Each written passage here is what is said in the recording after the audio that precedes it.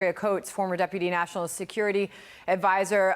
Victoria, thank you very much for joining us. As we keep detailing here, the USS Ford strike group the U.S. sent in for that tactically but safe distance off of the coast, the northern coast of Israel, continuing to kind of paint this picture. Obviously, keeping that distance is key. But this was early on. I mean, this was Tuesday that we saw this happen, really sending a strong message, obviously, as we continue to await what is next there in Gaza as these evacuation orders are underway. This is Gaza down here for those million or so living in the northern part of the Gaza Strip to evacuate and head south. Your thoughts at this hour?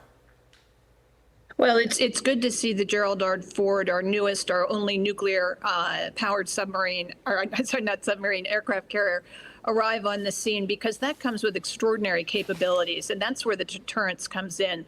Everybody knows the United States can fly all fighters off of that, which gives us basically, an Air Force base wherever we want it to be. So that's a huge capability. And the hope is that everyone will, all the bad guys will be sufficiently scared of that they will think twice before provoking Israel or, God forbid, us.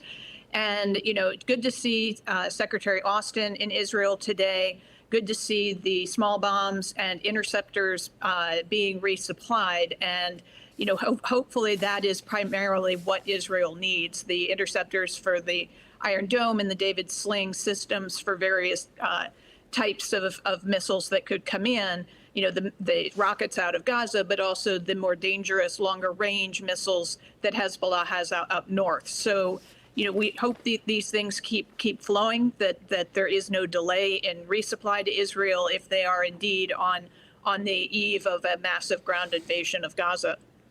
And as we know, this is about 5,000 sailors. The newest, most advanced aircraft carrier, as you were just detailing, Victoria, can hold about 90 aircraft at the length of about 3 football fields. So you're talking about a massive presence that is out there. Just sort of flipping to the next screen here to look, obviously putting everything in perspective with Gaza here, the northern border of Israel with Lebanon here, as we await what happens next along the northern border there. Victoria, perhaps you can shed some light on what we're learning with this ongoing situation and the exchange of missiles there. The White House said today that it has not seen any indication, Victoria, that other actors were considering joining and widening the ongoing conflict between Israel and the Palestinian militant group Hamas. I'm quoting directly John Kirby. We haven't seen any other external actor that has indicated a willingness or readiness to widen and deepen this conflict. But Victoria, this is happening. As we know, Hezbollah has been increasing and raising its rhetoric. The Hezbollah leader said today that the group would not be swayed by calls for it to stay on the sidelines of the ongoing conflict between Israel and Hamas, saying the party was fully ready to contribute to the fighting. What does that tell you about what could be happening next in that region?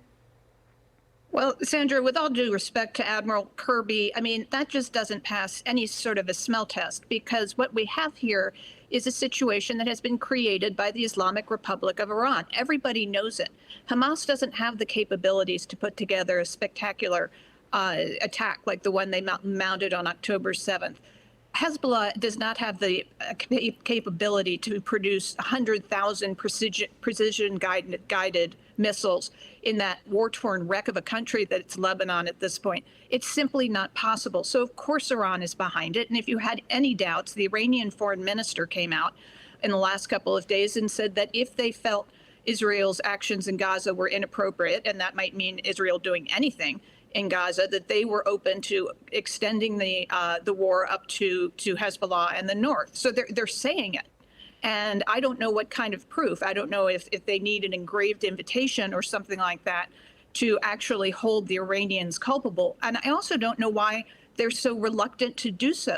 If the Iranians are innocent, and I don't for a second think they are, but if they are, they should prove it. And that burden should be on them. And Victoria, Daira, if you could just add a little bit of detail here. This was one of the rocket launch points out of southern Lebanon that after that happened earlier this week, Israel immediately responded by sending troops and equipment to the border there. As far as overall expectations and military might on the part of Israel, how they're deciding to spread that out and where. Real quick final thought on that from you, Victoria. Yeah, they'll have to be really strategic. But bear in mind, Sandra, there are tunnels under the Lebanon border, too. And Israel also has to worry about West Bank. So this could be a very dicey, very fast. It's why it's important to have the U.S. presence. Victoria, really appreciate your analysis on that situation as we await to see what happens next. Victoria, thank you so much. Hey, Sean Hannity here. Hey, click here to subscribe to Fox News YouTube page and catch our hottest interviews and most compelling analysis. You will not get it anywhere else.